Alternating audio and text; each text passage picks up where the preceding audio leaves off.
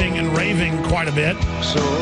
Coming up in the next hour, I'm going to look at police militarization and why it's causing so many tragic deaths of citizens, while numbers of police dying is way down. But if you talk to the average cop, they think the numbers of their deaths are way up. They're absolutely being trained on average that the public is the enemy. Israeli defense minister says John Kerry should take Nobel Prize and leave us be. And says that they're concerned about Iran getting nuclear weapons. You know, I'm going to be honest with you folks. Iran already has nuclear weapons. Saudi Arabia already has them. You notice that's been coming out now about Saudi Arabia. I have high-level sources. This is all about not letting them have power, not letting them have nuclear power because they don't want the country to be dependent on its own energy. They want it to be dependent on outside energy. Even though they have a lot of oil, Iran cannot refine its oil. It's very hard to do that. And so they import most of their refined gasoline. Now, I'm not a fan of nuclear power either. Let's get that clear. Because these companies don't ever manage it correctly, and you have a lot of problems. But their nuclear program is peaceful. But it's because they don't need to have a weaponized program because they have atomic weapons they've gotten from Pakistan and Russia.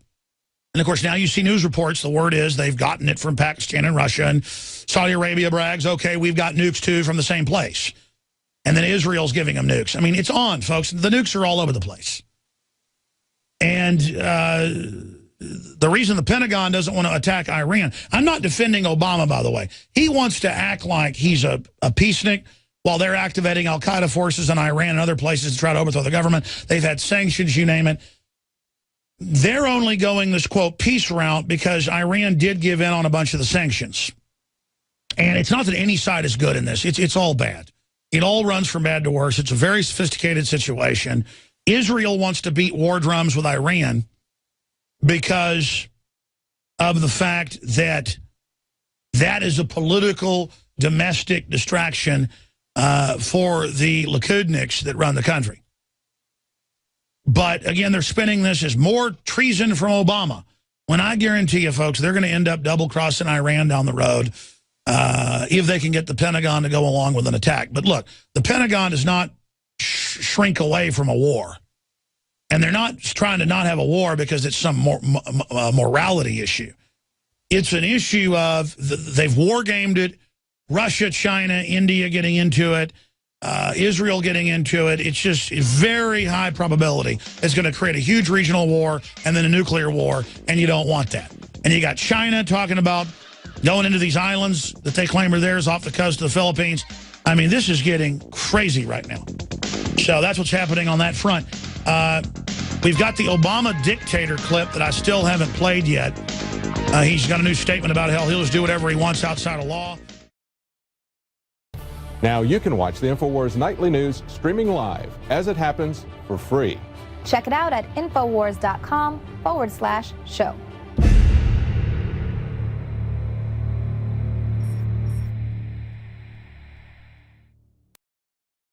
Well, the FCC says it may appeal court ruling against its net neutrality rule. That is a big deal. The Federal Communications Commission may appeal the ruling by the U.S. Appeals Court that struck down the agency's so-called net neutrality rules, according to FCC Chairman Tom Wheeler. I'm committed to managing our networks as engines of economic growth, test beds for innovative services and products, and channels for all forms of speech protected by the First Amendment.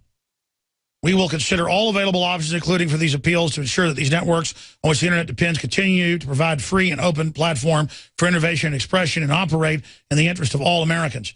And, folks, normally I don't agree with the FCC, but the FCC has been saying, look, you can't have telecoms that already make money hand over fist off their subscriber base and off their bandwidth base, claiming that they're going to charge you more for access to certain groups' websites that isn't their content. I mean, that'll totally kill the Internet as we know it.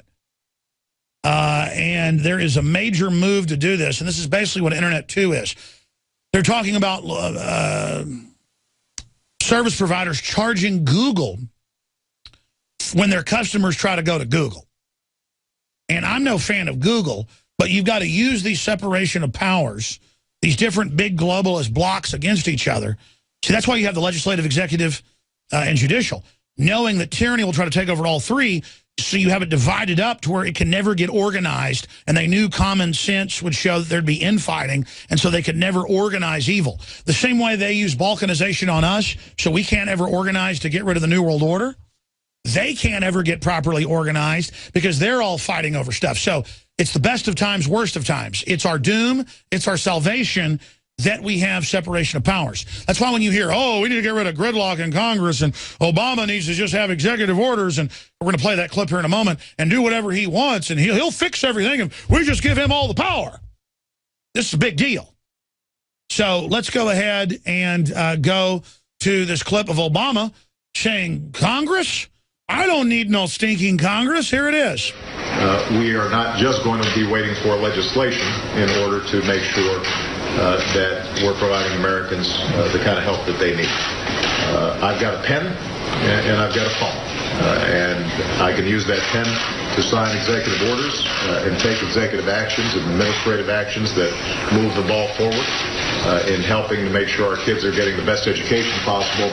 All right, I'm going to play this clip again when we come back. It's so important. I meant to get it in the first hour. I always wait towards the end to get to all the important stuff. When we come back, I'm going to play it again and just stop and start the whole thing, because that's so important there. Not just saying I'll do whatever I want because it's my job and everybody loves it. That's all a lie and criminal. But the fact that he only talks about Americana when it's like, you know, we have shared responsibility to raise the debt ceiling. And by the way, it doesn't raise the debt. And you know, this is what America's about. It's just total fraud.